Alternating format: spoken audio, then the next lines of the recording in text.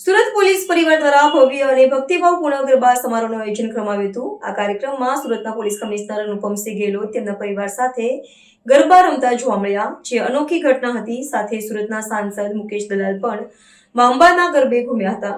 Surat police પરિવારે અંબા માતાની આરાધના સહિત ગરબા રમ્યા હતા અને આ ઉત્સવમાં સુરતના સાંસદ મુકેશ દલાલ અને તેમના પરિવારજનોએ પણ ભાગ લીધો હતો।